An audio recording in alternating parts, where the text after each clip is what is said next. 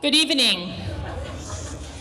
Welcome to the 6th annual Jewish Unity event, One People, One Heart, celebrating the life and impact of the Lubavitcher Rebbe. My name is Chaya Kesselman, and it is my honor and privilege to serve as your Master of Ceremonies this evening. My husband, Rabbi Mendel, and I serve as the Rebbe's Shluchim to Pierce County with the mission of being there for the physical, emotional, and spiritual needs of our community and enriching their lives with the light and love of Judaism. I would like to welcome our guests from around the state of Washington, as far as Spokane, for joining us tonight. I would like to thank the rabbis and rebbitzins, shluchim and shluchas, who work tirelessly to spread the Rebbe's love and light throughout the state and beyond, caring for each individual and being the Rebbe's ambassadors to their respective regions. A big thank you goes to Rabbi Shmuley and Chaya Levitin of CYP Seattle and Chabad of Downtown for being the driving force behind tonight's event.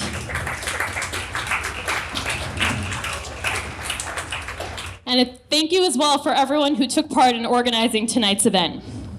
We are here tonight in preparation of Gimel Tammuz, the third of Tammuz. It is difficult to fathom that we are entering the 30th year since the Rebbe's passing, yet the Rebbe's influence, impact, and reach have grown at unprecedented rates. There are over 5,700 emissaries in over 100 countries, and under the leadership of Rabbi Shalom Ber and his wife Chani Levitin, may Hashem give them much strength and vigor to continue fulfilling their mission here in the Pacific Northwest. 24 Chabad centers and over 30 Shluchim families in Washington alone. Who would have envisioned such tremendous growth when they were sent here as the Rebbe's emissaries in 1972? These are all a reflection of the Rebbe's presence today and the goal and purpose he has empowered us with. In 1962, President John F. Kennedy visited NASA for the first time. As he toured the facility and heard from the different scientists and engineers, was shown the control rooms and the machinery, he encountered a janitor walking down the hall carrying a broom. In a friendly manner, the president introduced himself and asked the gentleman, "What do you do here?" To which the janitor confidently replied, "Mr. President, I'm helping to put a man on the moon." The Rebbe imbued us with purpose, instilled us with a mission. We are each here engaged in our day-to-day, sometimes mundane activities, but we are here with a vision. We are here to make this world a place of goodness, kindness, and positivity, a place where God can dwell in comfort and peace, a world that is ready for the final redemption. The Rebbe ignited this sense of resolve within each of us, making us a part of a greater goal. This year, our gathering here is unique in and of itself. We are now in a Hakel year, a year of gathering. There is a biblical commandment that applied when the temple stood in Jerusalem. The entire Jewish nation, men, women, and children, were commanded to gather in the Holy Temple during the holiday of Sukkot every 7 years following the sabbatical year. At this gathering, the king would read several chapters from the Torah, trumpets would be blown, and the purpose of the event would be to instill awe in the Jewish people who were all there to relive the moments they experienced at Mount Sinai. Although this biblical commandment only applied during temple times, the Rebbe tremendously encouraged communities and individuals to organize gatherings in the name of Hakel and celebrate this special mitzvah throughout the Hakel year, encouraging, inspiring, and uniting the Jewish nation the world over. Please turn your attention to the video screen and enjoy a short clip on the uniqueness and power of the Hakel year. This year has a special beginning, a special meaning, because it is the Shnas Hakel. It's a time when the Beis HaMikdash was existent materially. Also, it was the time that the Sukkot, as preparation for it, had begun at the beginning of the year, to gather all the people, all the Jewish people together in the same place, in the same time, for the same purpose, to hear God Almighty's Torah and to take upon themselves to fulfill it during all the year round. It was the year of Hakel, Tafshin Memches.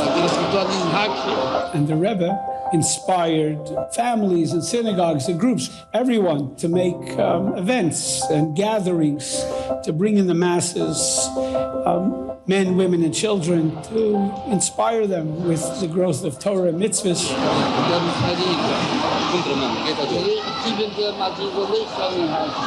So I made a haklota then, it was just my wife and I at that time, that every month we'll make some sort of a masiba connected to some event. So Tu B'Shvat will be Tu B'Shvat, but every month it'll happen. That every Shabbos we'll start making Kiddushim in Chabad House and monthly gatherings for kids. Und eben bei sich allein in sein Schun oder in sein Stadt oder in sein Chug, wo hat der Aschpa Miyochodo, soll dort Makil sein. Anoshim betav geifna hamute. הייתי פעיל בבית חב"ד חולון, עשינו מהפכה בעיר. היה כל חודש קידוש של 5,000 ילד, 3,000 ילד, 2,000 ילדים, 6,000 ילדים, תהלוכס. כל שנה זה היה, כל חודש היה. So Stühlen und Tom bepeilen, Hakel des Rom, Vanoshim, Vatap und Peilen Basea, so sein, jeder Savai, Kol Hayomi. אנחנו נצטרך לכנס רבונים, פאקל, abzweitig, in ein Hotel. Der Rebbe ist nabek. So ist gekommen, dass ich bin mitten in die Schiebe. Wenn es vorgeht, so abstuppen, der Rebbe hat nicht gelöst, abstuppen das. At the end of the year, I wrote the Rebbe Duch of all the different, then I gave a very warm bracha, L'skabel, V'tach, to be Mamshich. כתבתי לרבי, אני מקווה שיש נחת רוח לרבי מעבודתנו. אז הרבי, הייתי בתור בחור. הרבי כתב לי, פסתם על נחת רוח רב.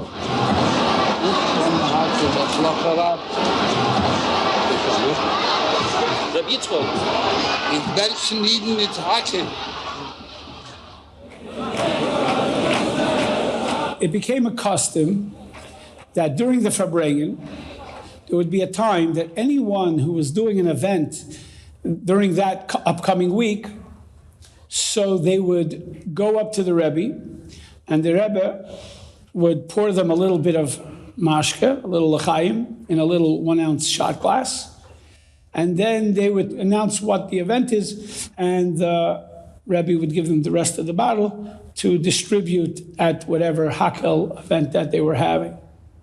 Rabbi Rafi Tenenhaus had a connection with the Miami Dolphins, to the owner, and he worked diligently on getting them to agree to light the menorah. That Shabbos of Hanukkah, I walk up to the Rebbe, and the Rebbe pours a little mashke into my cup. And I turn around and I said, Im Yirtzeh Hashem, morgen bei Nacht betvorkum in am Sifes Hakel und hat Lokas Nederis ceremony. When the Miami Dolphins wollen spielen in the Washington Redskins in Joe Rabbi Stadium for 70,000 Menschen. And the Rebbe says to me, darfst allen einladen. You have to invite them all. Because everybody else would say at the end, it would say, alle seien eingeladen. But I didn't, because who would think to do such a thing for this type of an event? And the Rebbe instructed me that, hey, it's no different. You know, you got to invite everybody. And I turned around and I said, alle seien eingeladen. And I turned to the Rebbe and he's again in a big smile and he gives me the bottle of mashke. It was just past my 16th birthday. My brother Andy came home from college. So Sunday night to go to a big football game towards the end of the season was a very exciting opportunity for us. We are in Miami, Florida, where the Miami Dolphins at 7-6 will face the 10-3 Washington Redskins. The Miami Dolphins were really the biggest show in town. It was a packed crowd because it was a nationally televised Sunday night game. And then there was this announcement over the PA. They announced that it's Hanukkah, and the rabbis from somewhere are going to light the menorah. And lo and behold, this is the biggest menorah we'd ever seen. It was in the end zone. It was just massive. We looked at each other, my brother and I, like, oh yeah, it's Hanukkah. We totally missed it.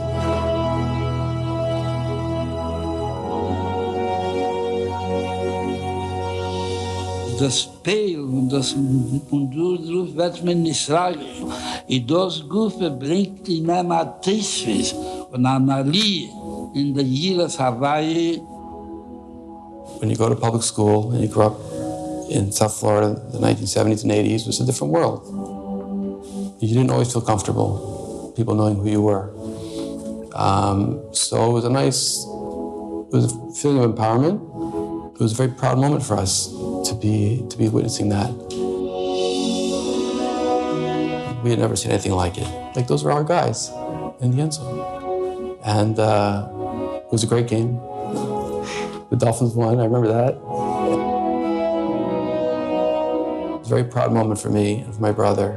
It was certainly one of the important stops on the journey that made me want to become more observant and delve deeper into my Yiddishkeit.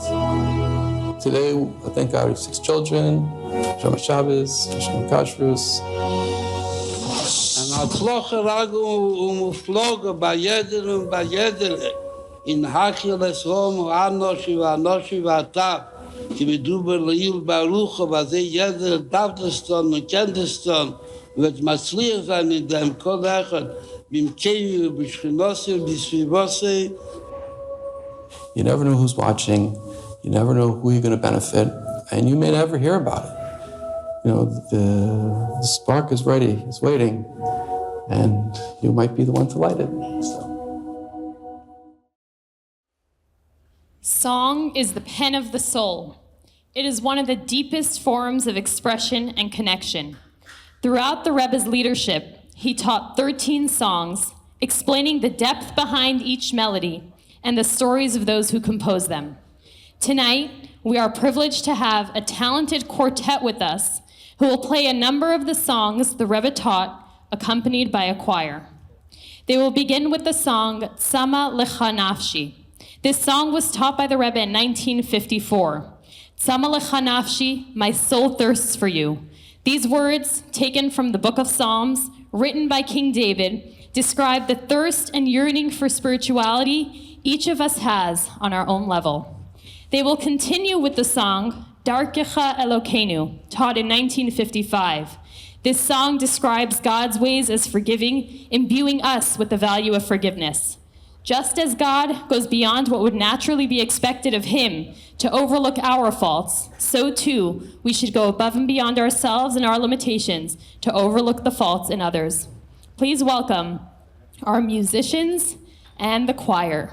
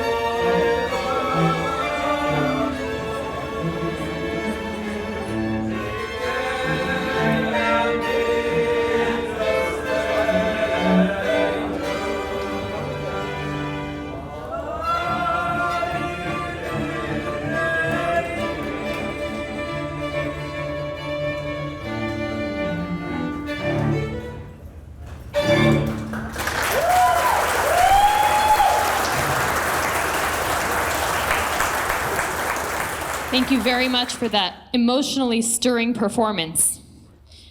The Rebbe was revolutionary. He introduced ideas, concepts, and ways of life that were unheard of prior to his leadership. The Rebbe revolutionized the way we interact with others, the idea of bringing godliness to every individual in every corner of the world, the way we view the Torah and mitzvot, and the appreciation we have for the minutest of positivity. When thinking about generations prior, people often question, how did we understand, appreciate, or do before the Rebbe introduced his novel approach to so much? Rabbi Mordechai Farkash, together with his wife Rachi, are the Rebbe's emissaries to Bellevue Redmond and the directors of the East Side Torah Center for the past 29 years.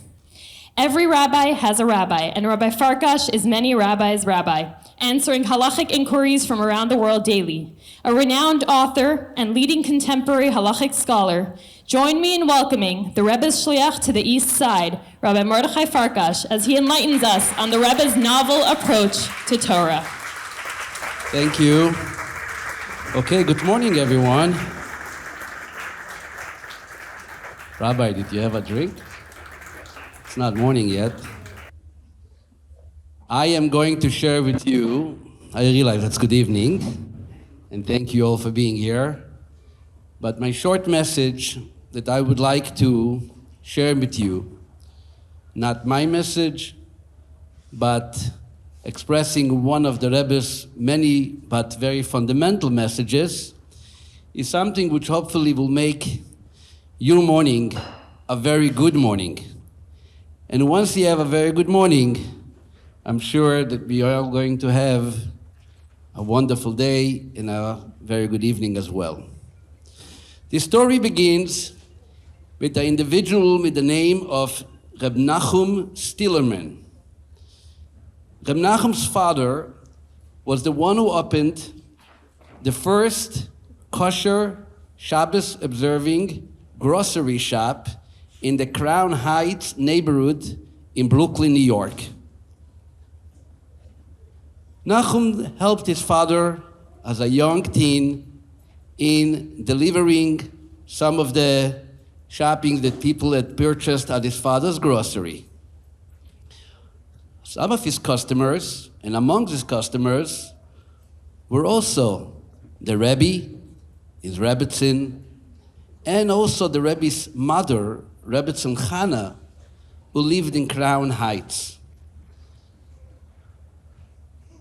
Nachum shares how specially he was welcomed every time coming in to Rebbetzin Chana's home with a delivery. She used to welcome him with hot milk in the winter, cold cups of milk in the summer, and asking him to please share stories he read, he heard, and she was very happy to listen to him. Once he said, I asked the Rebbetzin, can you tell me what is the most precious prayer of the Rebbe, your son? I'm not sure, Nachum says, why did I ask this question?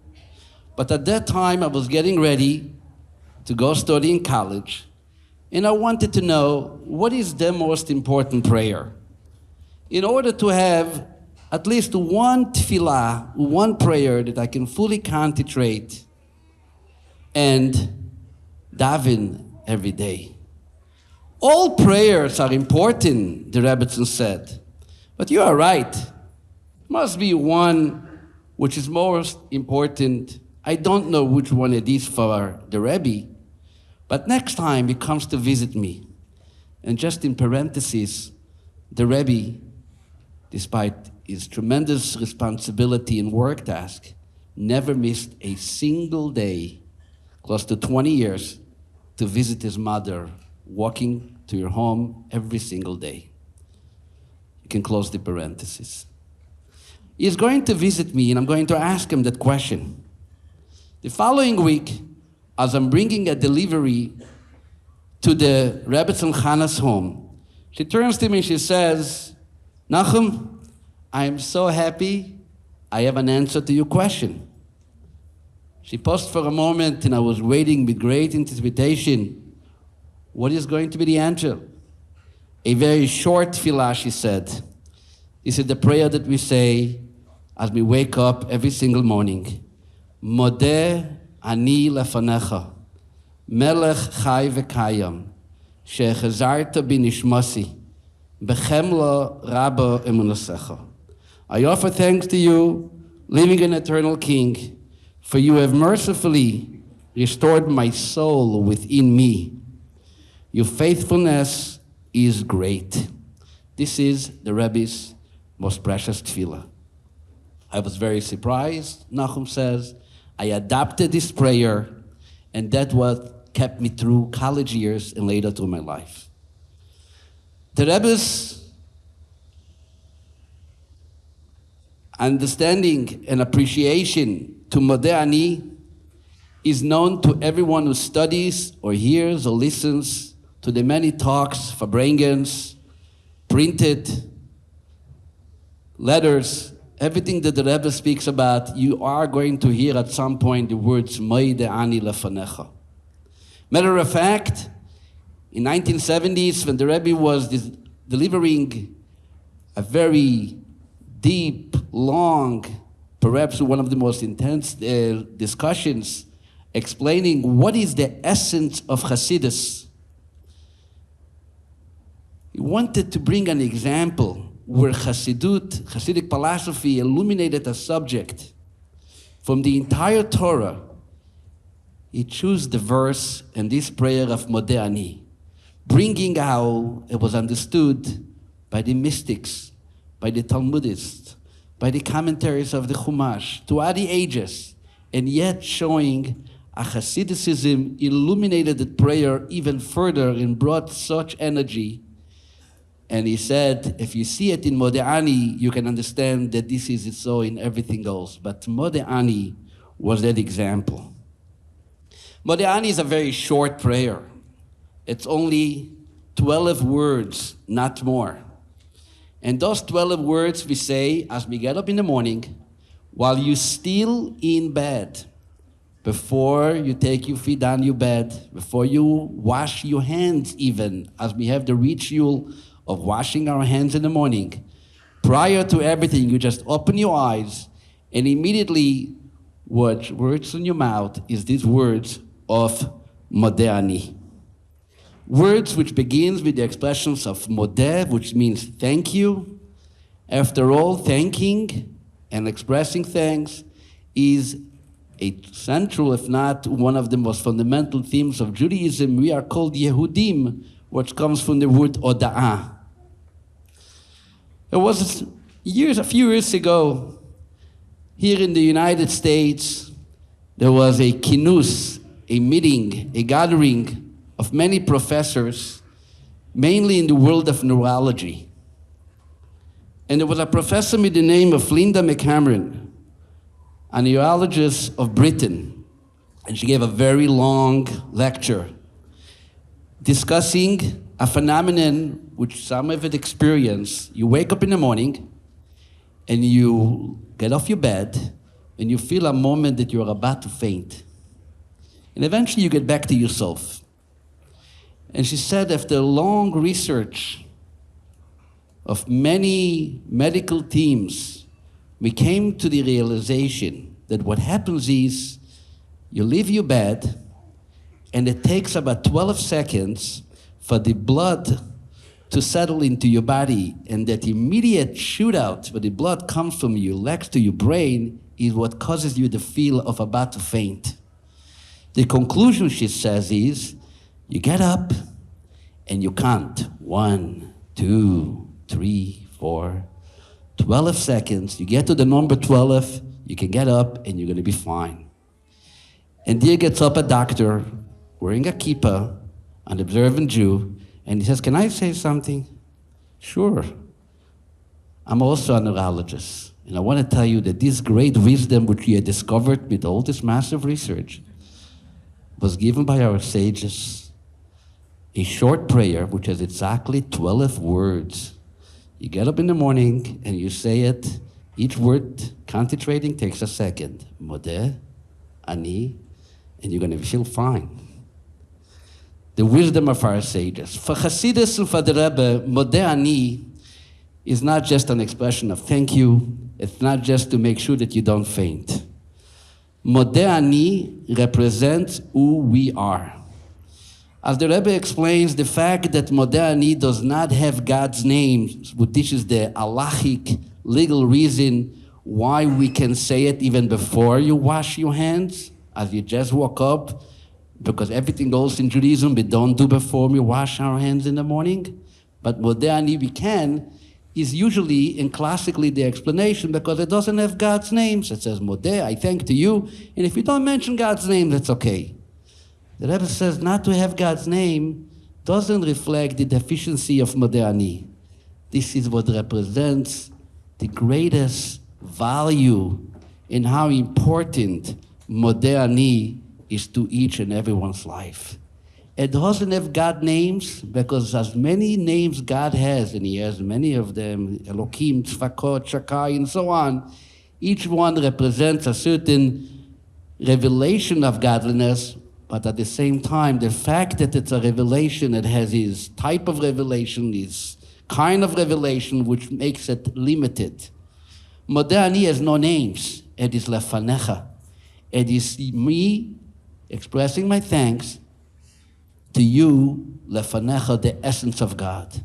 Modeh Ani is the connection of the essence of the soul, known in Kabbalistic terms as the Yechida, the deepest nucleus core of soul, with the essence of God. In a small book, the Rebbe printed in 1943, perhaps the first book coming out of the Rebbe's wisdom in print, he writes a daily note for the day, piece of wisdom for every day. And when it comes the 11th of Shvat, the Rebbe writes, the Jewish life begins in the morning with Modeh Ani, before you wash your hands, while your hands are still ritually contaminated, because no ritual contamination has the power and has the ability to contaminate the Modeh Ani of a Jew.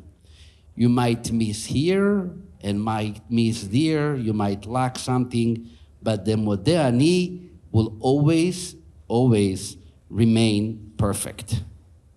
Modeh Ani in the Rebbe's wisdom is a source of joy. In a letter, 1955, he writes to a Jew, asked him for a blessing for health. The Rebbe says, I received your information, the medicine you are taking. I also want to remind you, very important to keep your mind focused and concentrated on that which can bring you joy. And I can tell you, he writes, and I'm quoting in Hebrew, begin with the Modeh Ani. וכי אפשר לאדם שמחה גדולה משמחת ההכרה שהוא נמצא לפני מלך מלכי המלכים? Is it a greater joy that you can have, the Rebbe says, when you wake up in the morning and you say Modeh Ani and you realize that who is standing before you, you are in the presence of the King of all kings, Almighty God?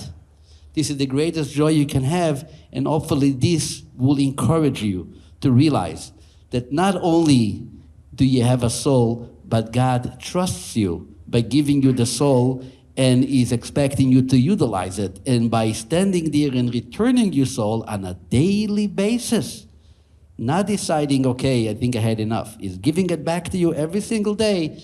This is actually the last two words of Rabba Emunotecha. Your faithfulness is great. God, you trust me. You Emunotecha, you believe in me. So my dear friends, we are here preparing for the 3rd of Tammuz. We are looking for a message. Rabbi, share with me a message of the Rebbe. And we're going to hear tonight, we have our guest speaker, Rabbi Greenberg. We are watching the videos, we hear the music. We're all walking away with inspiration. But I also want you to take with you this little note, a 12-word prayer. If you need to help to find it, I'm sure every rabbi will help you to find it. It's a message of inspiration, of strength, the Rebbe's most precious prayer. And I'm going to conclude with a story, because stories are always good. Story number 1 is 1991, and we didn't make it into the video for technical reasons, but there's a video of it. This is 1991 in December. 3:45 p.m. on Sunday, the Rebbe stands like he used to stand every Sunday and deliver $1 for a blessing. People had a chance to request.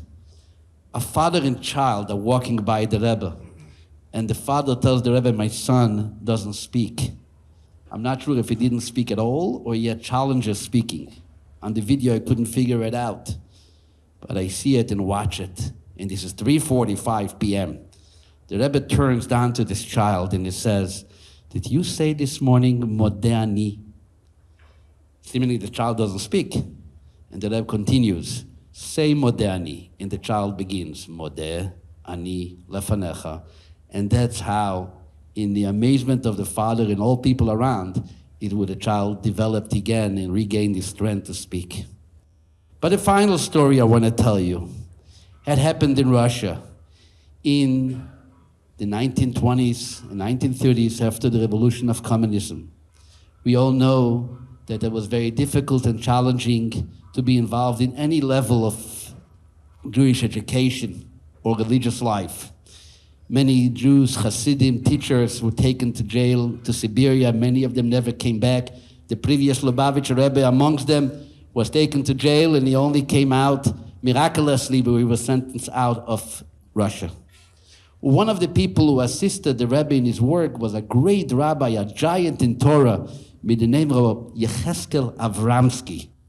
And he was what we say, he was a real giant, but he was not a Chassid, but very close into the Rebbe, especially in their work and activities to make Judaism alive in Russia. And he was also sent to Siberia. And he was also sent out of Russia. And he meets with the previous Rebbe after they both were out of Russia. And they share experiences. And the previous Rebbe asked him, "So share with me something what happened to you in Siberia." And Rabbi Avramsky turns to the Rebbe and he says, one of them was difficult moments, waking up one morning in the cold, freezing Siberia. I have no tefillin, no tzitzis, no prayers, no students, no Torah, no books, nothing. I'm about to start saying the little bit I can say, which is Modeh Ani, and suddenly blank. The darkest moment in my life. I couldn't even say Modeh Ani. I'm thinking to myself, what am I thanking for? I'm up in the morning in the frozen Siberia, no family, no students, no Torah, no religion, no nothing. Why am I thanking? What am I saying, Modeh Ani? I couldn't continue. But a moment later, it dawned on me. Those communists, they took everything away from me. True. But one thing they did not take away, and they can never take away, is my ability to say Modeh Ani. So you know what? I'm saying Modeh Ani for the fact that I can say Modeh Ani. This also deserves a Modeh Ani. My friends, have a very good morning. When you get up, take the Rebbe's message of Modeh Ani, feel inspired with that, and I will tell you, this is the last line of mine. It was the last Rebbe's Farbrengen in public. 1992, Shabbos Vayakel. When 2 days later the Rebbe suffered his stroke, which 2.5 years later we had the 3rd of Tammuz he passed away from. It was not very long of a Farbrengen, but the Rebbe spent a very, very long time in that Farbrengen, the last time he spoke publicly, to empower us again and bringing even further depth into that simple passage, Modeh Ani lefanecha. The Rebbe concluded, and I remember, by saying, look what a Jew is. You don't start Ani Modeh, which by the way in English, I acknowledge or I thank. No, you start Modeh. You were asleep. You were also connected to God. Your soul was also fully activated and on fire. And when you wake up, before you even know who you are, before you say the word Ani, you already say Modeh. Modeh Ani lefanecha, God, that you gave us the Rebbe and you're giving us the Rebbe, and we should continue to live with this inspiration. Rabbo emunasecha, the Medrash says, your faithfulness is great, just like you wake us up every morning one day, and this is a principle in Jewish belief, we are going to see all those who even passed away physically from this world are going to wake up from their sleep, and we're going to be reunited with Mashiach Tzidkenu. Amen.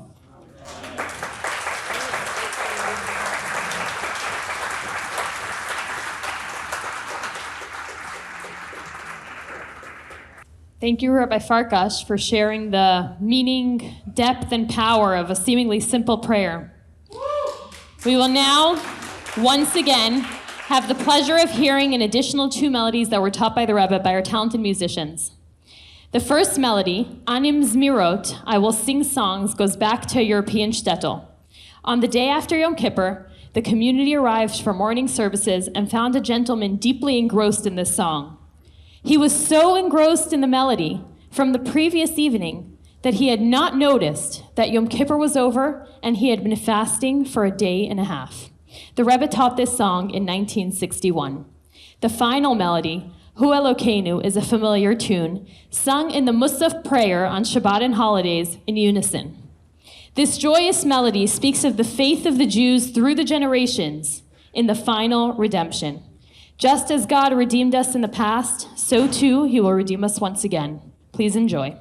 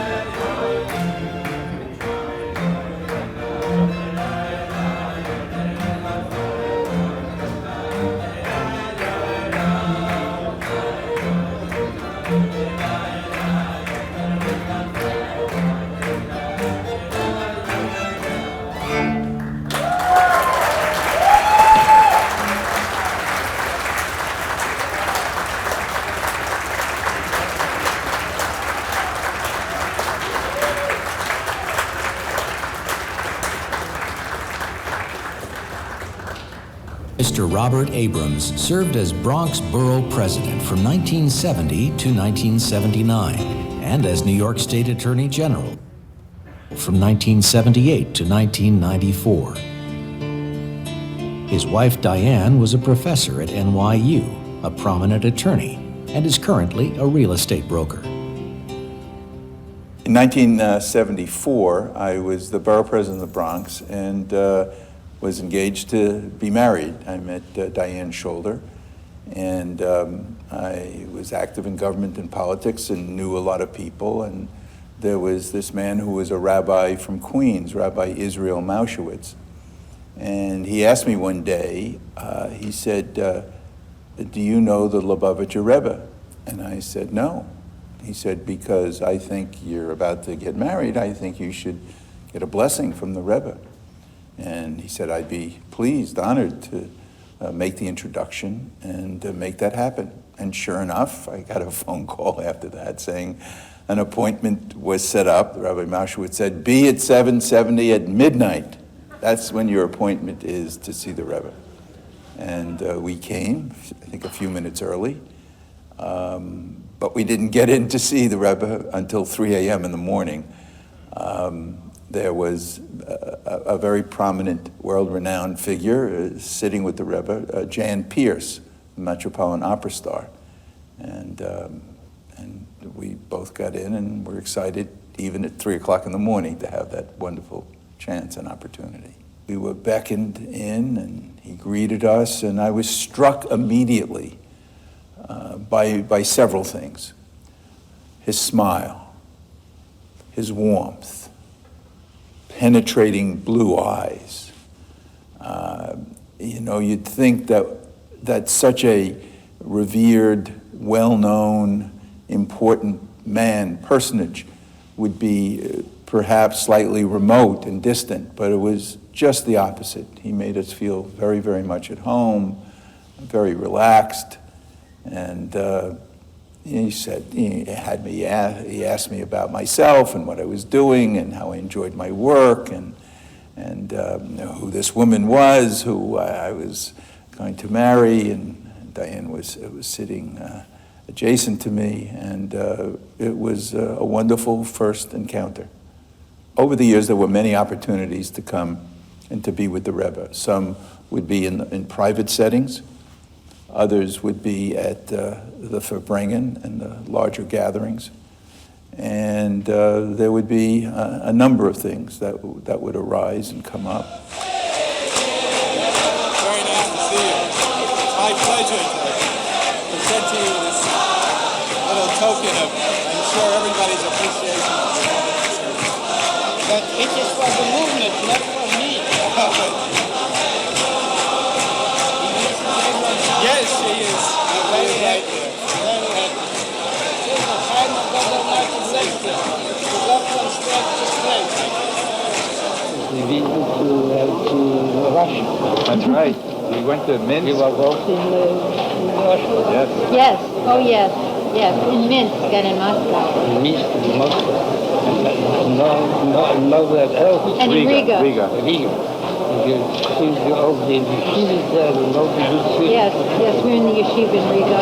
We saw your picture in Minsk, in the synagogue.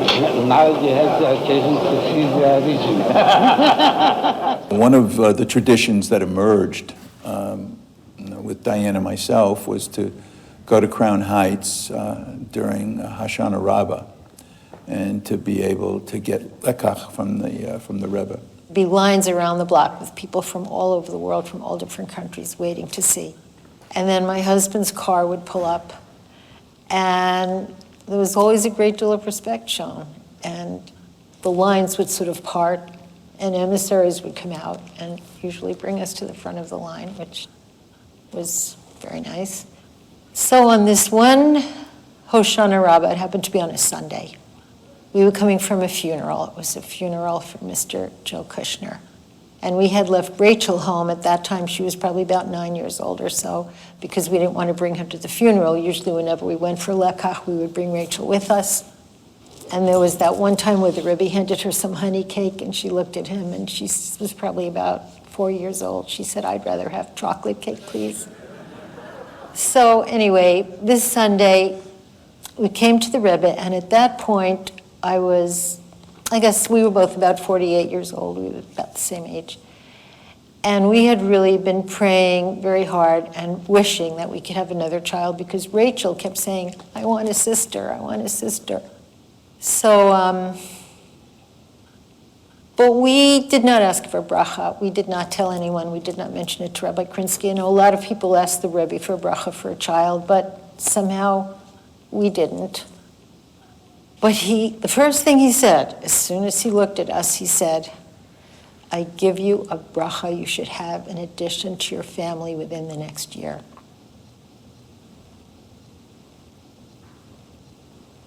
And I was flabbergasted, because somehow his inner sensitivity, whatever it was, it just zeroed in on just exactly what we were hoping and praying for at the time.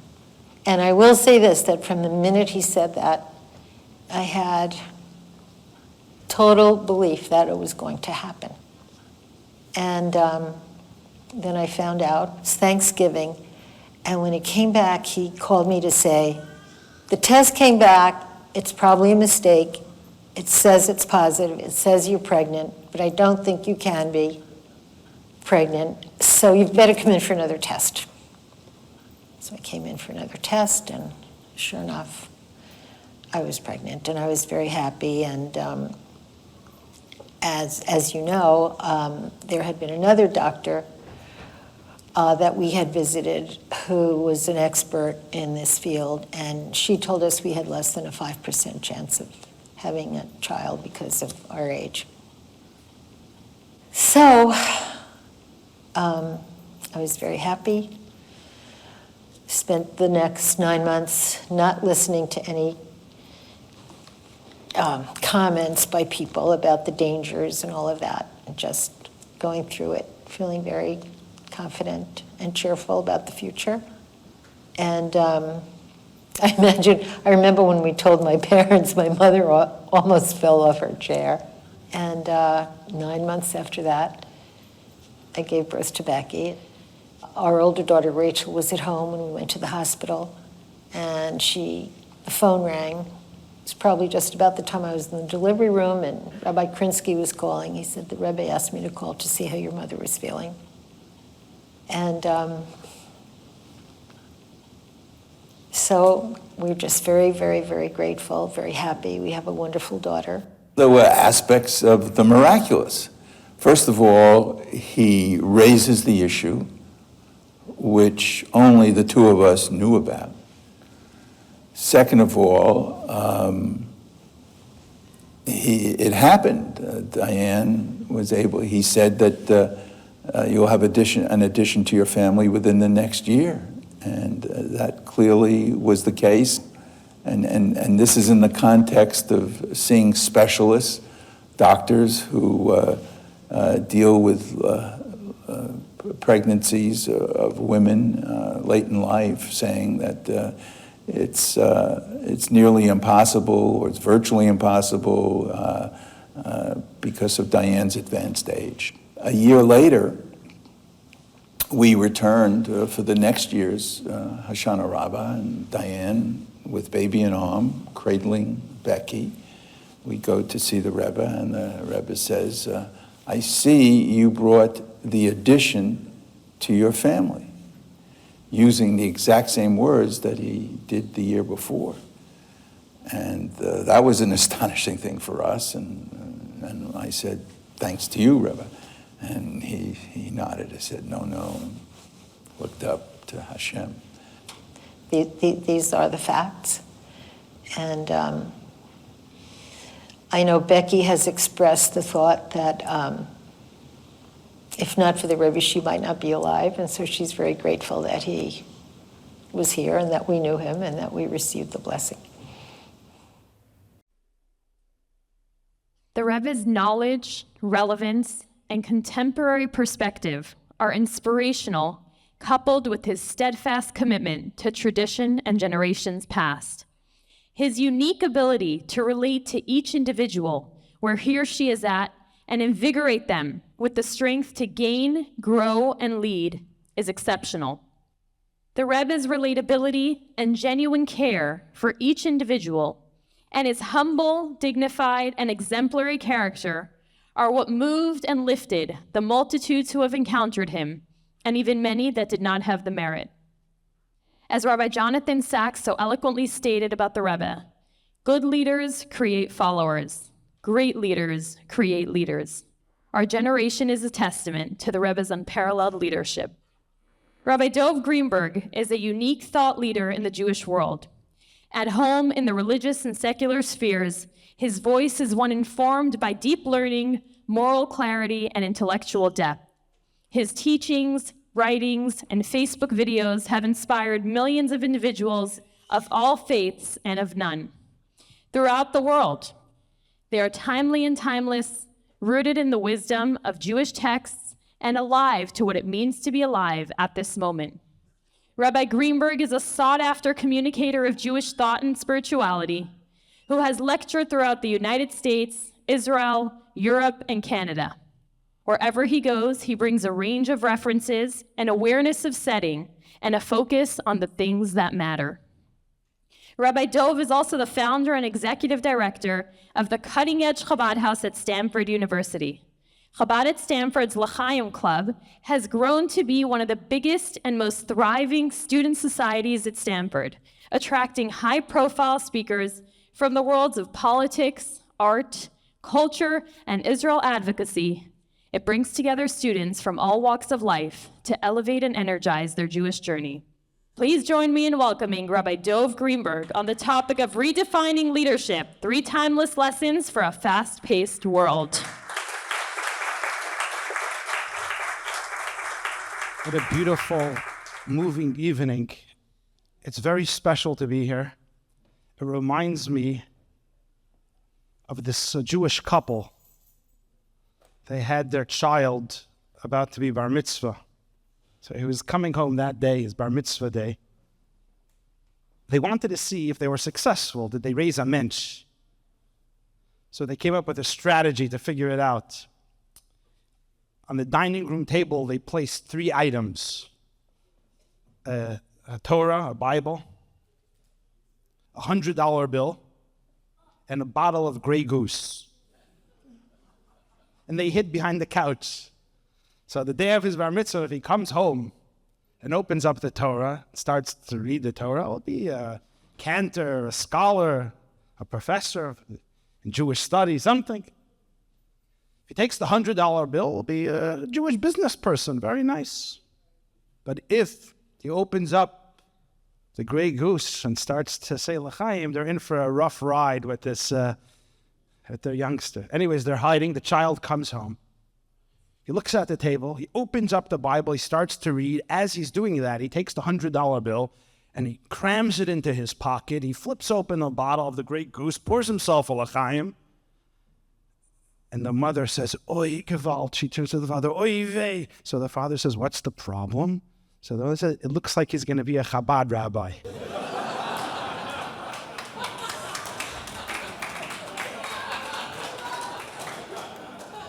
But I say it in the best sense, the evening here, Rabbi Shmuley Levitin and all the other Chabad rabbis, they deliver a Judaism with the 3 components. It's a Judaism rooted in our sacred tradition in the Torah, but it's alive with joy, with l'chaim, with life and celebration. and it's done professionally and beautifully. So it's very special to be here. To get into our topic, I'll share some time ago, I was in Switzerland. It was Thursday. And I needed to be in Helsinki for Shabbat. The flight was 8 in the morning, Friday morning. So I woke up with plenty of time to make it to the airport, except there was an unexpected snowstorm. It took hours to get to the airport from the mountains in Switzerland. I got to the airport 8 o'clock, but the flight had left. It was 8 o'clock. So I go to the counter and I start to tell them about Shabbat and sunset and candles, Kiddush, Cholent, the whole thing. They say, okay, we get the picture. We understand. So there's another flight leaving in an hour at 9. It's going to stop in Germany for an hour, but then you'll make it in time for your Shabbat 2 hours before sunset. It's all going to come together for you. Thank you. So this is already like 6 hours into the day. I said, by the way, on the flight that I missed, I ordered a kosher breakfast. Can I get a kosher meal? So they say, look, we need 24 hours to guarantee, but we're going to put it into the system. If there's an extra one, you'll get it. So I'm flying. Everybody's eating. I'm starving. There's no meal. So I said, is there any kosher meal on the flight? So they look at the manifest. They're very friendly. They look. They say, there's one kosher meal. They say, what's your name? I say, Mr. Greenberg. They say, there's one kosher meal, but it's not for Greenberg. You're not on it. It's for Mr. Ling. I said, is Mr. Ling on the plane? There was a snowstorm, unexpected in the mountains there. Maybe he's stuck there. Why don't you check? If he's not on the plane, it's a shanda to throw out the one kosher meal. I'll have it, and we'll put it to good use. So they said, yeah, it makes sense. They looked, they made a little announcement, kosher meal. He wasn't on the flight. So they said, we're happy to give it to you. So they came over and they had all the papers in their hand, and a Jew always has to think about survival, So they have all the papers. They said, by the way, where was Mr. Ling going? Where was he? So they say, we're stopping in Germany. He was going to Helsinki, to Finland. So I figured this is a good day for the Jews. I'll have lunch on Mr. Ling, So I had the meal. We landed. We switched flights. We're going. We're flying. It's lunch. I'm starving again. Can I have a kosher meal? He said, did you order one? I said, yes. They said, what's your name? So I want to expedite the process here. I already know what's happening, right? So I said, my name is Mr. Ling, just to help out. So they say there's one kosher meal for a Mr. Greenberg. So I said there was an unexpected snowstorm on the mountain. Could be Greenberg is stuck in Switzerland. Why didn't you call him, see if Greenberg responds? If not, I'll be happy to have it. So they start to call him Mr. Greenberg anyways. No one moved. But friends, identity, who are we? As people, it's a real question. As we journey through life, question of identity, who are we truly? So I would like to reflect for a few minutes this evening on 3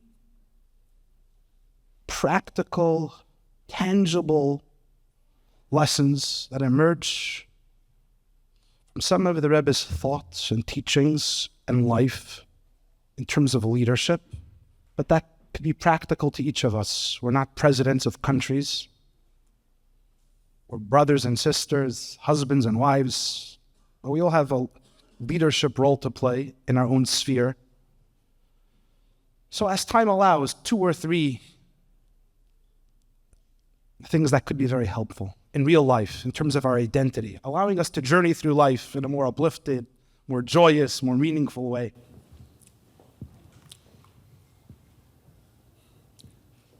So here's the first. It was 1940. 1940 in Europe, Hitler's blitzkrieg had basically decimated all of Europe. Almost every nation that was part of the Allied forces were crushed in 1940. 1940, it looked like Germany won. Great Britain, who was then the most powerful force against Hitler, also was doing terribly. 250,000 of the best soldiers of Great Britain's army retreated all the way to France, and they were trapped in Dunkirk. 250,000 best soldiers. The Germans had air superiority, so the So Great Britain could not send their pilots in because the planes wouldn't make it. It wasn't possible. And they didn't have the capacity in terms of the Navy to bring 250,000 troops back home, and the Nazis were actually moving towards Dunkirk to finish the job. Now, if you look at any history book or speak to any historian, if that would have happened, and it looked like it was going to happen, if the British would have lost the spearhead of their army in 1940, the world would be a very different place today. Perhaps it would be a dark age, but the world would be very, very different. What did they do? From the British High Command, an announcement went out across Great Britain, radios, television, every means of communication, that the Royal Navy and the elements of the Navy that they do have are going to marshal every ship they have in a very difficult mission, because they're going to be fired out from the air and from the land and from the sea, to rescue our troops that are stuck in Dunkirk. But the amount of vessels and the capacity we have is very limited. So we're asking every British citizen, you actually can hear the recordings because they're preserved, we're asking every British citizen who has access to any kind of boat, it could be a small fishing vessel, it could be a ship that you use for luxury, whatever it is that you have, we're asking you to join the forces. We're going to cross the pond, and we're going to bring our boys back home. And it's a dangerous mission. You're putting your life in danger. And it's true you don't have any training, and we're going to be fired upon. But this is the only shot we have. They did not know. There was a big argument between the generals if they should do it. And they didn't know what the response would be. And again, you can watch the videos of it. You can see very fancy people dressed like in kind of suits and nice sweaters. Hundreds of people responded. So you had hundreds of vessels of untrained people, some of them with very small boats that can fit 10 people, 20 people. And they did this nonstop, 24 hours a day. And they rescued almost all of those soldiers. Almost 250,000 soldiers were brought back home, largely by citizens who were not trained. Churchill called it the miracle of Dunkirk. There's books about it, movies about it. And it changed the course of history, because that nucleus of the British Army, years later, led Great Britain and to a large extent America, because of Churchill, to win World War II 5 years later. Why do I share this?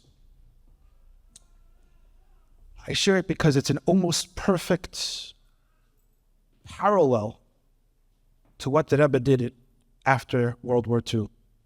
He did two things that were rarely, if ever, done in all of Jewish history.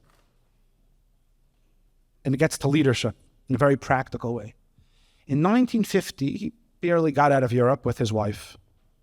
The Chabad community was very small, very small. They had a couple minions, right? A few hundred people. Out of those few hundred people, he put out a call, and he said the Jewish world, most of the Jewish world was devastated. 2 out of 3 people in Europe gone. 6 million, over 1 million children. And the communities and the centers in Europe that were most engaged Jewishly were the ones that were wiped out early on in the war. And so you had a devastation in the Jewish world almost unparalleled, probably never, maybe it existed once, but from the darkest hole in Jewish history, 1945. And Judaism in Europe was wiped out. In America, it was rapidly disappearing in the Western world. Shortly thereafter, you had the rise of the Soviet Union. So Jewish history was in a very bad place. And in all of Jewish history, the rule always was, almost an inexorable rule, that the generations weaken. Tradition is passed on from parent to child, grandparent, parent, child. Jewish tradition, it's called a tradition. You receive the tradition. But when children leave, when generations stop passing it on, there's no recovery there. So you faced a moment where it looked like Judaism was riding off the cliff, because most of the Jews were wiped out who were engaged Jewishly. And many families who are still Jewish were saying, we're not teaching this to our children anymore. I mean, my family, for example, both my great-grandparents were in America at that time, and both had already abandoned Judaism the generation prior. So my family is probably an example of most families in this room. In the early, these were two American families, came from Europe prior to the war, but by the 1940s, my family on both sides already stopped the tradition completely. They're all Jewish, but they stopped teaching. They weren't engaged Jewishly, and most of American Jews were like that. So in all of in Jewish history, when you have a situation like that, it's curtains. So here the Rebbe, with a very small community in Crown Heights, Brooklyn, with people that spoke Yiddish, they barely spoke English. He said, we're gonna change what happens in normal Jewish history. What we're gonna do is, a lot of Jews left, it doesn't make a difference. We're gonna reach out to children who come from families that maybe didn't have Jewish education, and we're gonna rekindle, we're gonna bring them back in. They're gonna rekindle a light going backwards. So Judaism is gonna go backwards. We're gonna start with children on campuses or in communities that have nothing, and they'll be involved somehow and rekindle a flame. But that never really happened in Judaism. So that's a very strange idea, because it just never happened. It's called a tradition for a reason. It's passed on. It doesn't go in reverse. And who's going to do it? Which trained professionals do you have to go to America and Europe and in Russia with your grand plan that no one did before? So what the Rebbe said? He said, the call goes out. You all can be leaders, everybody in this room, every Jew. It's a new time. Whatever God gave you, use it to change the Jewish world, whatever vessel you have. It takes two things. You have to have the sensitivity to hear the cry of the soul from people across the channel of indifference, of assimilation, of persecution. Jews have been through a lot, no fault of their own, but they're battered, they're trapped. There's a threat that they won't make it. And you move out to a community and use whatever you have. If you have a kayak, use your kayak, if that's your capacity. Small fishing vessel. And the Rebbe called to anybody who would listen. You can be a rabbi, you could be trained, you could have no training, but go to the community. You'll see other Jews will join you in this effort. People, there's no Chabad environment where the Chabad rabbi and Rebbitzin built a community. There's always a whole team of people with love and open hearts and support that come together and say, let's roll up our sleeves to change Jewishness in this environment. And that's what it was in 1950, similar to that call. And 70 years later, you say, what happened to that pipe dream? In Northern California, I come from Northern California. In Northern California, in 1950, there was barely any Jewish life whatsoever. Northern California. It's not Hollywood. There are 70 Chabad houses in Northern California alone. I'm just giving you an example. It's real numbers. 70. So I don't know what the numbers are in Seattle, but it's just in the greater region. I think somebody mentioned before. How many shluchim are there in this? 20 Chabad houses more.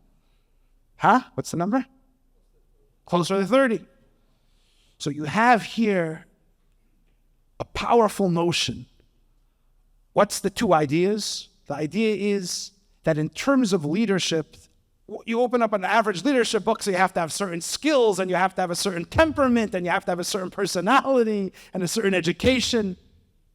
But the Rebbe's idea was you need something else. You need passion, you need will and commitment, and everybody can have that. Everybody can wake up in the morning and say, I'm going to be a leader in this home, meaning to say, I'm going to be of influence in this home. I'm going to bring more blessing in this home. I'm going to bring more blessing in my workspace, in my class, in my relationship. The extent of the leadership is up to us, but everybody can have that leadership. And he once used a verse that you're all familiar with, and he quoted a piece of Talmud, but it's very beautiful. It's very powerful. The verse is, Pharaoh's daughter, the text tells us, is strolling by the Nile one day, river, and she hears a cry from a child in a basket. Right? Who's the child? Moses is in a basket. Why? Because there's a slow genocide in Egypt at the time. Male Jewish babies. So the safest place was to be floating on a basket in a river with crocodiles. Imagine that environment. She hears a child cry. She's Pharaoh's daughter, right? That's like Hitler's daughter. You have to think of it. Hitler's daughter sees a Jewish kid crying in a basement. In this case, it's in a basket on the Nile River. So the Hebrew text uses a very strange term. She says she extends her arm, but it's not the normal, it says amata instead of yada. It's a strange Hebrew word. So the Talmud picks up on this one strange word and says, why does it say, not use the normal, she extended her arm to reach the basket? If you look into the English translation, we'll say she dispatched her arm, she extended her arm to retrieve the basket. So the Talmud says, in the Medrash, the text employs a different language because a miracle happened here. Her arm was not long enough to reach the basket. The basket already floated out. It was already floating out into the river. She couldn't reach it with her arm in the natural order of things. So what happened? Her arm extended beyond its reach. A miracle occurred, the Talmud says. A miracle happened, and it uses a different word. The word it uses could also mean a much longer kind of arm. It extended much longer than the average arm. So Talmud says a miracle happened. So you read the Talmud, you say, okay, a miracle. So the Rebbe one time explained it in terms of leadership to about every individual. He said, you're walking through your home, through your neighborhood, through whatever your social environment is, okay? Picture your own life. And you hear a child cry. In other words, you're in a space, and in the space you're in, you see a need. You see a heart that's broken. You know that you can pick up a phone and you can call a friend and make their day because you hear a cry. You can hear it, audibly or in your heart. You sense somebody's in pain and you can make a difference. And the reason often people don't do it is not because they're indifferent or cruel. But if we're honest with ourselves, how many times did we say, I hear there's a need in the community or around me. I hear the cry, but I am realistic and I can't make a difference. The difference I can make is so little. It's so insignificant. Why should I bother to invest effort and energy if I can't really mend the situation? I can't change the situation. Pharaoh's daughter understood that if you hear a cry, you become a leader. You say, I will extend my arm as far as it goes. I'm not going to allow my hand to hang idle when somebody's in pain. And because she extended her arm, God extended its reach. One little princess. Unlikely you're going to raise a child. Your father's the killer. Where are you going to raise this child? How are you even going to reach him? Right? Imagine a reporter reporting on the scene. Irrational princess extends an arm that doesn't reach the basket. I'm a shuganer. It's crazy. I'm shuganer. What are you going to do? You're going to make a difference. It's not rational. You can't make any difference to society. Egypt, your father's the chief killer. What are you doing? Child cries. God allowed me to hear it. She said, I could make a difference. And because she extended her arm, what happens? We're sitting here and she changed all of human history. She changed Jewish history. She changed Western civilization. Why? Because one girl one day decided to extend her arm. That's how the Rebbe spoke of this story. Every person could extend. Everybody hears a cry, and everybody hears a cry, by the way, that no one else hears. You're all in a position, in a time, in a space, in relationships, where no one else has the number or has the relationship you have that hears the cry.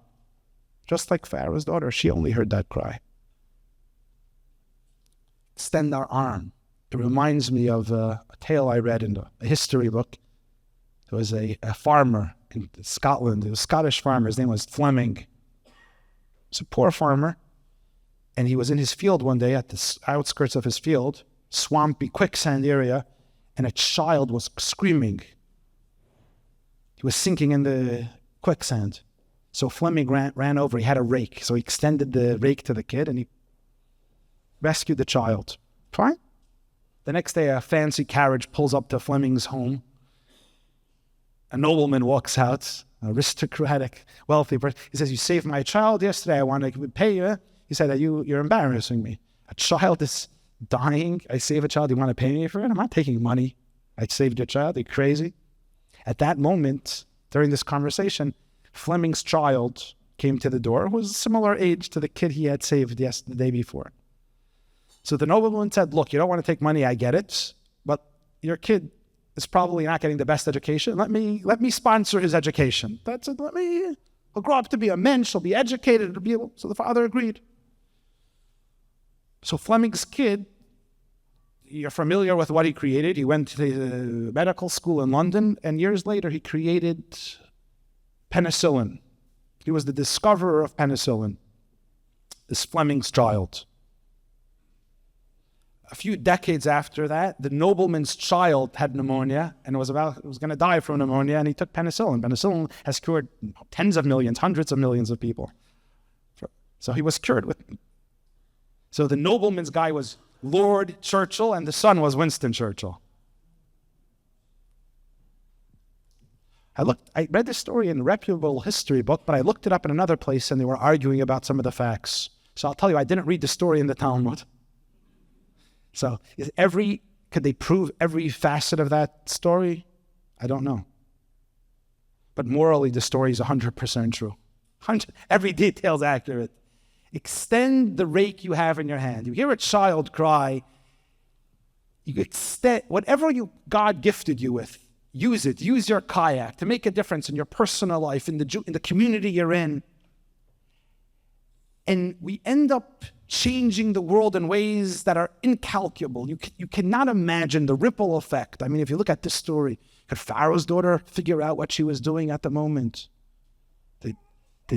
Did Farmer Fleming realize what he was saving a child that would save the world from 1,000 years of the Dark Age? Did he realize the effect it would have on his own child? And so as we extend our arm, as we say we can be leaders, we can really change our environment in the most profound ways.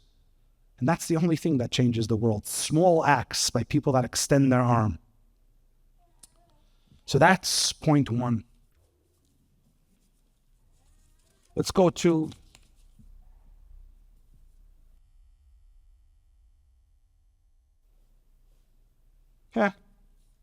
wrong notes. Okay.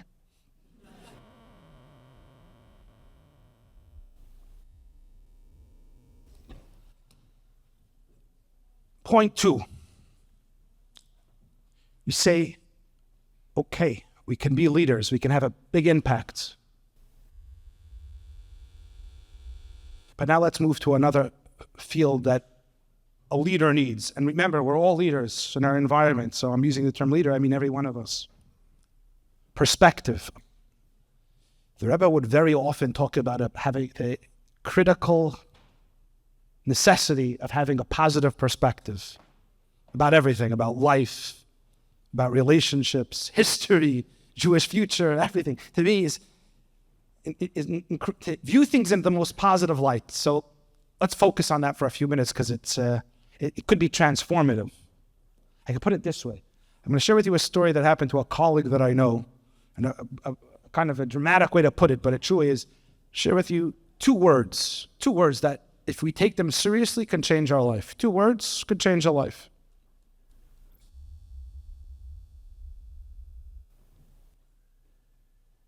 There was a rabbi on one of the campuses, a Chabad rabbi on one of the college campuses, a student who came from a family. The student looked perfect. You meet somebody, they look perfect. Okay. Somebody once said, the only people I know that are very happy are people that I don't know well, right? But you look at somebody and say, oh, they look happy, perfect. Okay, fine. You look at their Instagram feed, okay, very good. This guy says, Rabbi, I need to meet with you, very serious. Yeah, meets the rabbi. And this is what he tells the rabbi. Listen to the 2 words he keeps on saying. He says, I am not a kind person. I am not a talented person. I work hard in school, but I'm not talented. He says, I am not gifted. I am not a good Jew.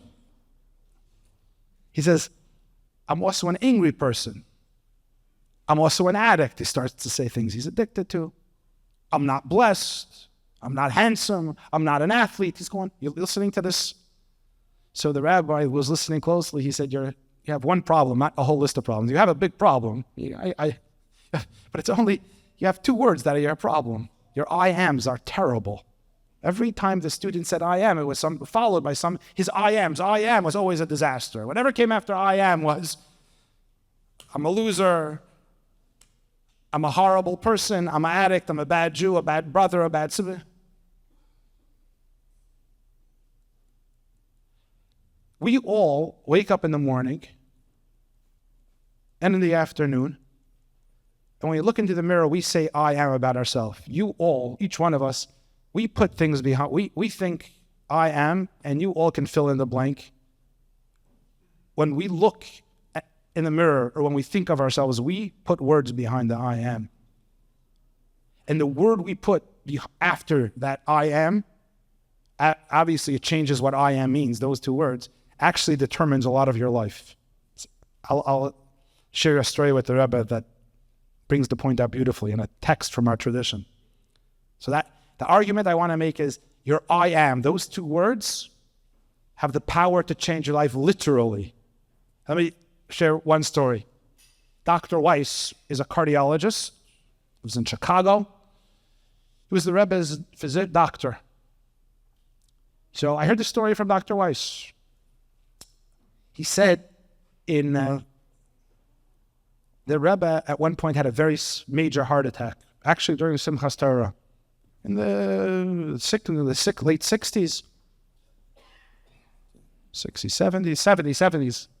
70s.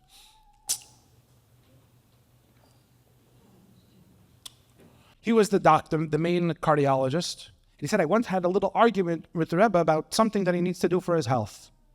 He said, I was being more cautious. He didn't say what it was, and the Rebbe was being more optimistic about the recovery, prognosis, something. So, and he said it was very civil, but it was about medical. The Rebbe was arguing with him about medicine and heart, and okay. So he said, okay, we were having, this was the doctor's perspective, and the rabbis we were going. So he said, I had mentioned to the Rebbe some time ago, either months ago or last checkup, but a long time ago, that at the time I was into running and jogging. I was a runner. So he said, the Rebbe remembered that I was a runner. So he looks at me and he says, Dr. Weiss, he says, you have to learn from Roger Bannister. He said, what's Roger Bannister? So he said, the Rebbe told me this. He said, basically for 2,000 years in human history, no one ever broke the 4-minute mile, because we have records going back from the Olympics. So a human being never broke a 4-minute mile. And there was an argument why it was. Human lung capacity, bone structure, okay, fine. In 1954, there was a runner. His name was Roger Bannister. He was a medical student, actually. He was a medical student. And if he would win a certain race, he would get a scholarship for the first few years of medical school. So Bannister woke up every morning. He said, I'm going to win the race. I'm going to break every barrier, and I'm going to get a scholarship to medical school. And in 1954, Bannister not only won the race, but it's the first time in recorded history that a 4-minute mile was broken. If you Google Bannister's name, you'll see he was on the front cover of every leading newspaper, from the New York Times to the Times in London, 1954. First time in recorded human history, a human being broke the 4-minute mile. What happened after that, in the next year, is really astonishing. A few months later, there was a similar race in the same place. 37 runners broke the 4-minute record, and some broke Bannister's record. A year later, exactly a year later, the same race, 327 runners all broke the record. The 4-minute mile, some again broke Bannister's record. So what happened in 1954? What happened? Human lung capacity changed, bone structure, only one thing changed. Human perception of what is possible changed. The moment Bannister, after 2,000 years of records, broke the 4-minute mile, every athlete who was able to run fast woke up in the morning and said, what? I am capable of breaking this barrier. I'm capable of doing it. It can be done. I can do it. And when runners started to think that way, what happened? What happened? It changed.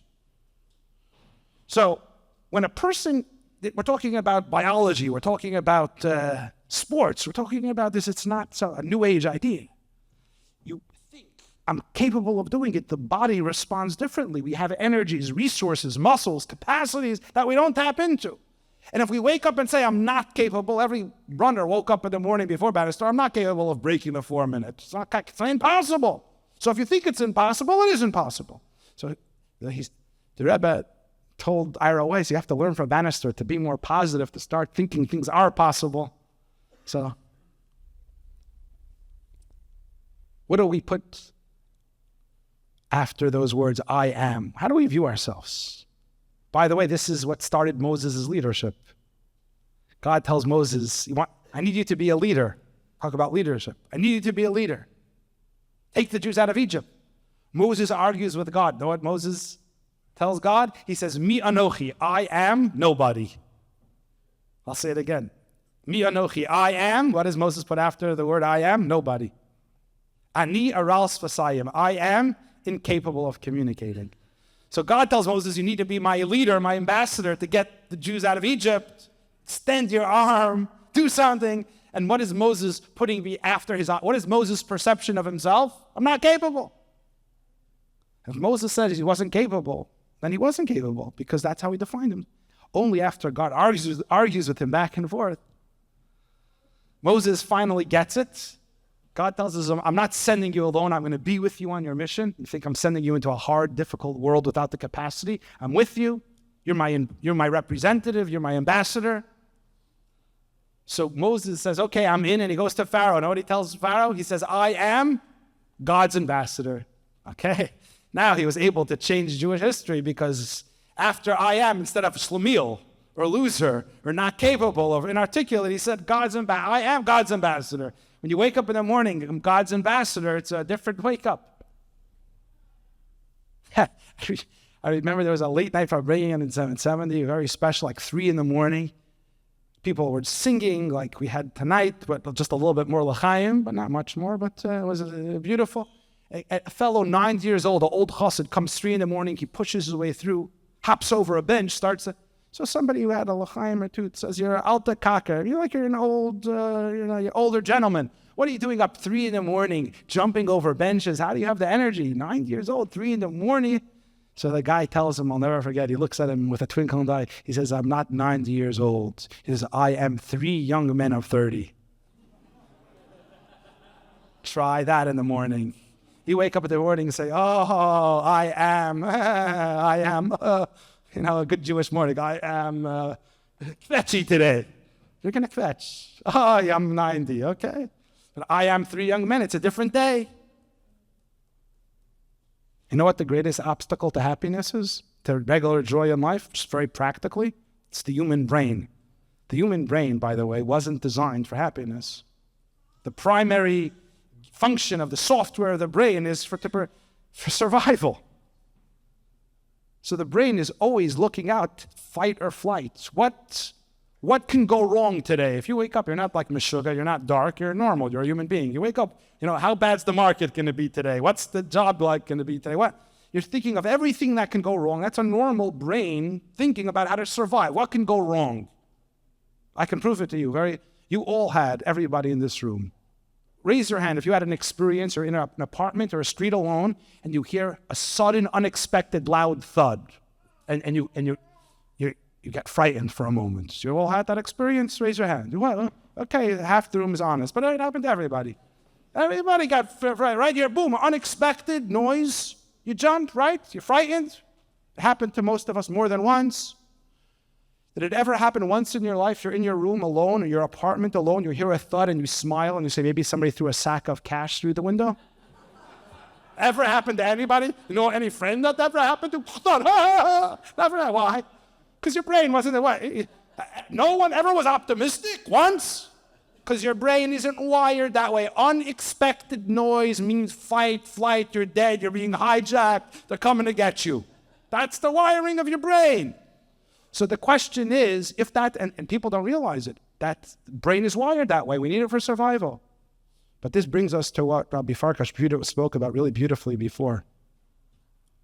He spoke about it in English with an Israeli accent. I'm going to speak now in Hebrew with an American accent. Together, we'll put it together, you'll understand it. But Farkash spoke about Moedani beautifully before. To add just one little piece to that, the magnificence of Moedani. Judaism is very aware of the fact that the brain was meant for survival, which means we're not going to be naturally happy. We're going to think of everything that could go wrong. So know what Judaism says? What are the first two words you say in the morning? Moida'ani, I am grateful. I am, Moida'ani in English, I am grateful to you, God, for another day, for life, for another opportunity to celebrate, to impact. Download. The first thing you download in the morning is positivity, gratitude to God.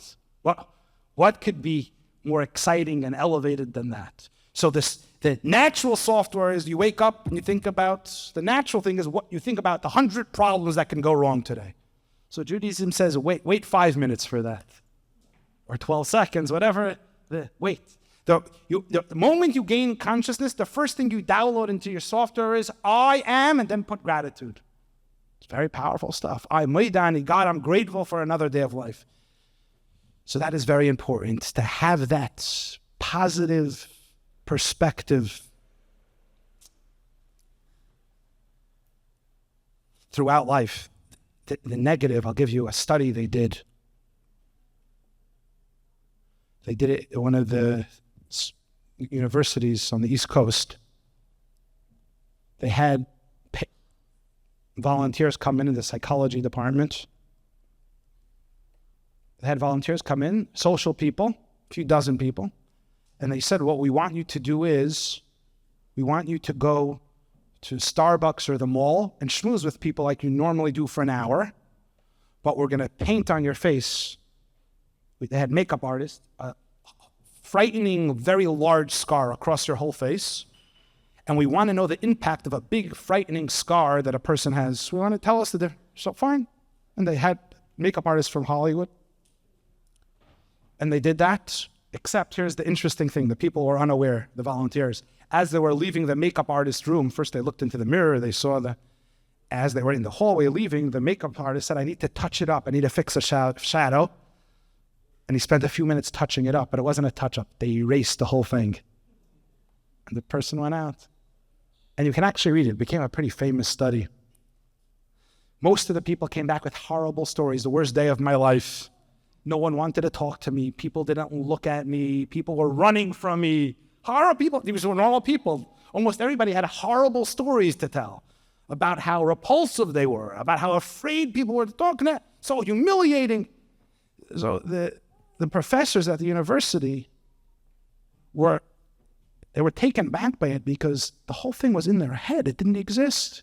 So these people in their mind created a negative narrative. They started to view, I am horrifying, I am ugly, and they somehow were able to convey that. Their thought literally was transmitted to the people around them. So our thoughts, positive, negative, how we view our environments, our relationships, our children, do we look at the positive and praise it and come at it that way, or do we? So that there was a student who was trying to find a wife, a Jewish boy, and the problem was he had a beautiful Jewish mother, but the issue was whenever he was getting serious and he'd invite the girl to come to his home to meet the parents, maybe for a Shabbat, whatever it was, after the meal, when the girl returned, was going back to campus, the mother would always have a list of critique, of all the... So whoever it was, this is going on for a few years, freshman year, next year, never didn't know what to do. So he goes to his psychology professor. He says, how do I deal with my mother? Every person. So he said, I could tell you, it's actually a very easy technique. Find somebody who's a little bit similar to your mother. Fine, next time. And then invite her home, see what happens. So he's walking by some cafe, and he sees a girl that's strikingly similar to his mother, the mannerisms, like a bit of a clone. He starts to talk to her, and friendship, they strike up friendship, and he gets better related things. A few weeks later, it's very, they're falling in love. So he invites the girl home for Shabbat, very good. Monday, the professor sees him, says, how did it go? How did it go? She says, I want to tell you, my mother loved her, my father can't stand her.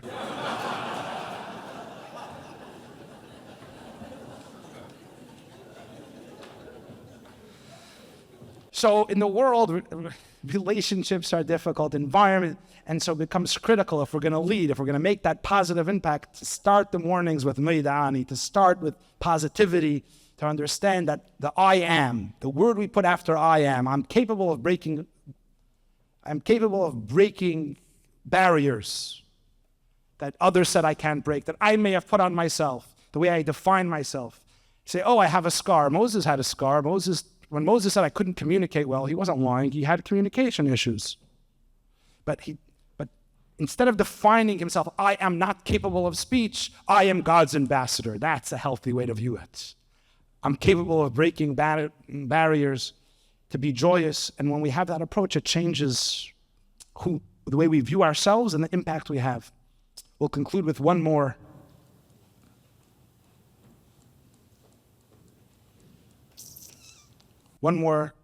issue about leadership. It's a real problem. We spoke about everybody can have a tremendous impact, and you see the Rebbe did it, the Jewish world. Everybody agrees, tremendous impact, because people rolled up their sleeves to be as positive as we can every single day in the way we view others and ourselves. And then finally, we come to another real issue that basically everybody struggles with, and that is, how do we deal with problems that we have in our life? Mistakes that we may have made that we're embarrassed of, things that happened to us because we made bad choices, or things that were done to us that we didn't choose, family issues. People have traumatic, real pain and real mistakes in life. So how do we deal with those real issues in terms of leadership? We want to maximize our potential, but if we're honest with ourselves, I have problems, could be addictions, it could be struggles. How do I deal with that?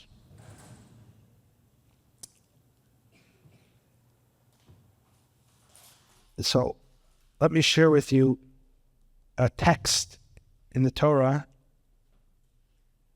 and there are different explanations to it, but how the Rebbe explained it, and he would often quote it, and then one or two illustrations of it. The text is a story that you're familiar with. The story is after the greatest revelation in Jewish history, Mount Sinai, the Ten Commandments, unbelievable moment. 40 days pass, and the Jews make a golden calf, and God's very upset. Very upset. He says, after everything I do for you, the miracles, the splitting of the sea, the unbelievable wonders, revelation, and I get a golden calf, God tells Moses, I'm going to wipe the Jews out. Because know why? He says, Ki am kshei orefu, because they're a stubborn people. So many miracles. What more could they want from me? I'm kshei if they're stubborn, stiff-necked people. I'm kshei orefu, and therefore I have to wipe them out, and we'll start over again with you, Moses, maybe some people you select, but we got to. And God tells Moses why. They're stubborn. They're stuck in their pagan ways. Whatever I do amounts to nothing. They even had flying delicatessen. Imagine that. I mean, right? That flying, that everything. So Moses starts to argue with God. And it's easy to miss in the text because it's obvious. Know what Moses' great argument is? He starts arguing with God, forgive, and God's not forgiving. And then he tells God, you should give the Jewish people v'salach, you should forgive. He says, God, please forgive the Jewish people. You know why? Ki am kshei orefu, because they're stiff-necked. They're stiff-necked, you should forgive them. Ki am kshei orefu. So God says, you know what, Moses, you're right. I'm going to forgive them. Kasher dibarta, you said I should, I'm going to forgive them. Dershowitz has in one of his books, the Harvard law professor, he says the definition of chutzpah, it's not so nice, but he says the definition, he says there was a child who killed his mother and father. He's in front of the judge, and he says, I want clemency, I want a light sentence. The judge says, why? You're a horrible person. He says, because I'm an orphan. I guess it's a legal joke, but in Dershowitz's book. But what kind of cockamamie argument is this? God says, I want to destroy the Jewish people because they're stubborn, they're stiff-necked, they don't. And Moses says, forgive them because of that. You're using what the prosecutor, your defense attorney is employing the argument of the prosecutor. It's bizarre. Okay, the commentaries struggle with it, but I once read a talk where the Rebbe explained it really beautifully, psychologically. And like I said, he used this thing a lot for personal psychology, for leadership. What Moses was saying is like this. The Jewish people, God, are stubborn, you're correct. They're stubborn, they're tenacious, they have a stubborn streak. Fine. And so for 200 years they were slaves, and they lived in a pagan place where they worshiped cows and all other interesting things. So this is they were brought up this way. 200 years being raised in a pagan culture, it has an impact. So they still cling to it, that you do miracles, you do some things. One God, they don't. They stick to their stubborn ways. But what Moses was telling God is, God, look into the future. Look into the future. Think about history going forward. The Jewish people are going to be a small minority amongst the people that are going to be very hostile across the millennia. And they're going to demand of the Jews to drop their Jewishness, to drop their God, to drop their Torah, which they're just starting to learn. But what Moses tells God is, give the Jews a chance. Soon they're going to get the message of Torah. It's going to resonate. They're going to have the belief in God and the commandments, that it creates a transcendent, beautiful life. And then they're going to be stubbornly loyal to you. They're not going to drop you ever. So today, on page 1 of their story, God, you're right. Am Ksheir, if they're stubborn to their old ways, what today is their greatest vice, in the pages to come will become their greatest virtue. So God thought about it. He said, Moses, you're right. I'm forgiving them, not because how they use their negative issue today, because I have faith that they're going to employ it in some positive way tomorrow. And that's Jewish. Moses was exactly right. The Jewish people have gone through one long history of tremendous challenge and suffering, and Jews always said there's one thing, we're not going to bow to the enemy, we're not going to cave in. Am Ksheir, free, that. And so, the people, we all have issues in our lives, and it could be real negative issues. And here's the depth to it is like this. What was painful and tragic or very hard at one page of your story in your own life could take on a whole new meaning, a few new pages, if we will it, if we have courage.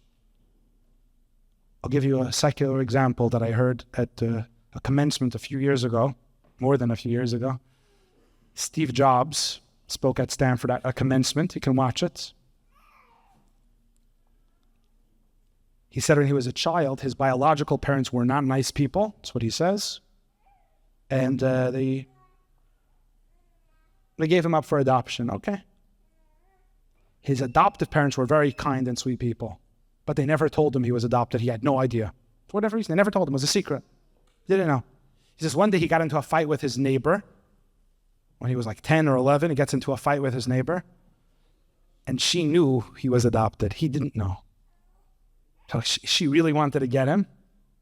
She says, I want to tell you something. You think this is your... He says, you don't even know who you are. He says, what do you mean? He says, you're unwanted, you're trash, you're thrown away trash. She tells him, these are not even your real parents. Your real parents didn't want you. They got rid of you. You're trash. He said the moment she said that, he realized it was true. There were many things he kind of subconsciously didn't understand, pictures, different evidence. He said the moment she said it, a few things clicked and he knew it was true. And he said, he always remembers he was embarrassed to go into his house. He said, I was weeping outside on the curb for hours. Somehow his mother and father figured out what happened. He said, I always remember. He said it was a turning point in his life. Listen to it. He says his mom called him in. It said something very short, very powerful. She said, the story of your life is, we love you, and we love you so much, we chose you. We chose you. So he said at that moment, he had a choice to make. What was the story of his life going to be? I was thrown away, I'm garbage, or I was chosen. So he told the students then, he said, I chose that my story is going to be I was chosen. He said, every day of my life, even through the hard times, he was fired from the companies he built. Wasn't all wealth and fame, or failures, firings. He said, I always woke up in the morning and said, I was chosen for a purpose, for a mission. That became my mantra. I told myself, so I need to live into greatness. So that's what Moses, the Rebbe often repeated the story in the Jewish context. You can have a deficiency at one moment in your life, but we all have the power to take a negative, and in the pages in our life, to turn it into a blessing. A very simple example. I want to, just 2 simple examples. You're not feeling well. Okay, you have the virus, the flu, and your friends don't call you. People are not so interested. You feel hurt.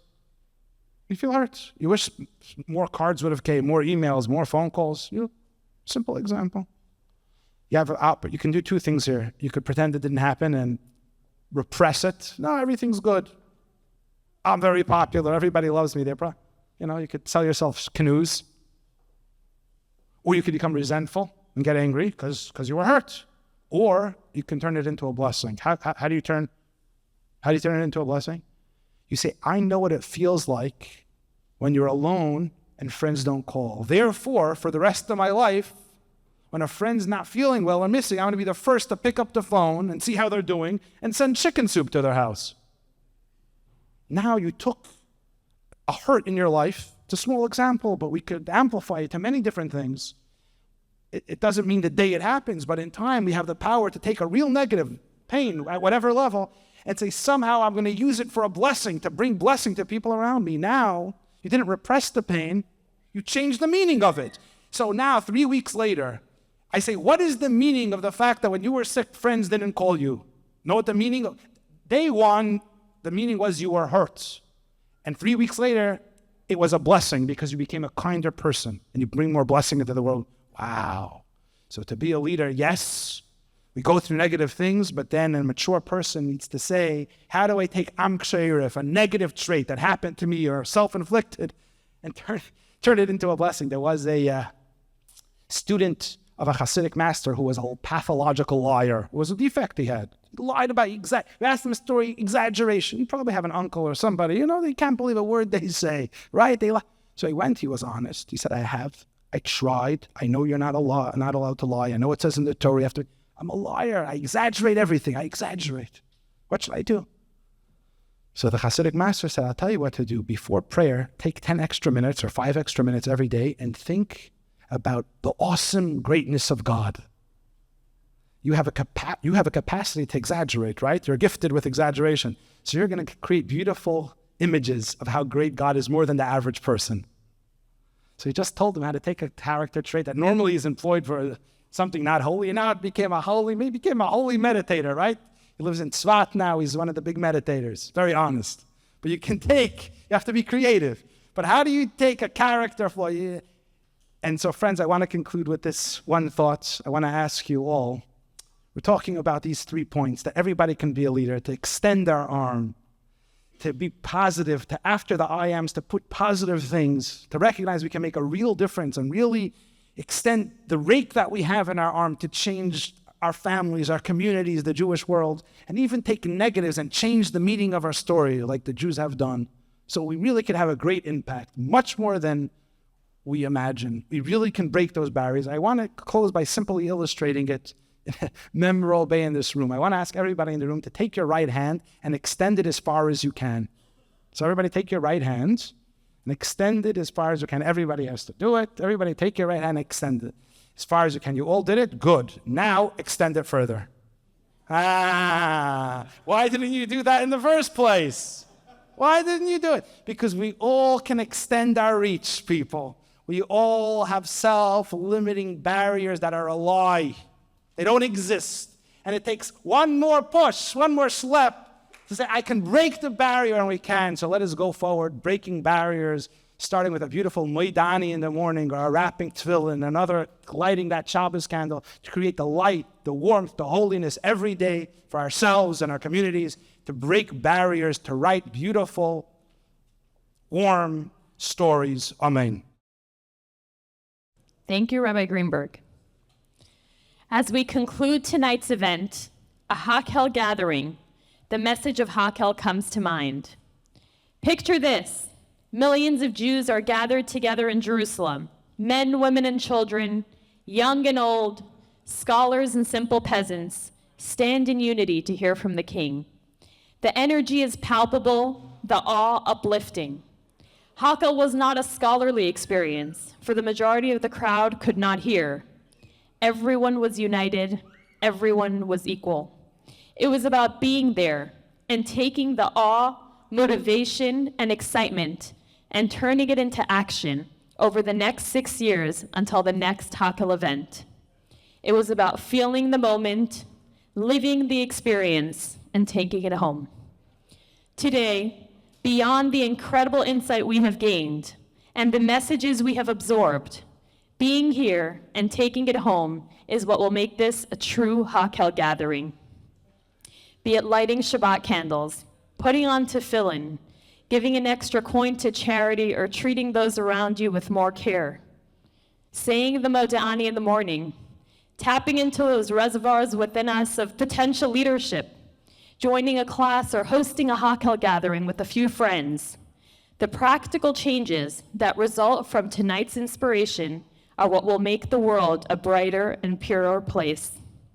I encourage each of you to take just one mitzvah upon yourself, whether it be large or small, to make tonight's inspiration last, and then share the goodness with another.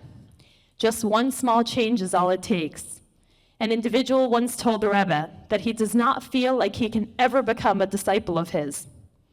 I don't see myself growing a beard and wearing Hasidic garb, he said.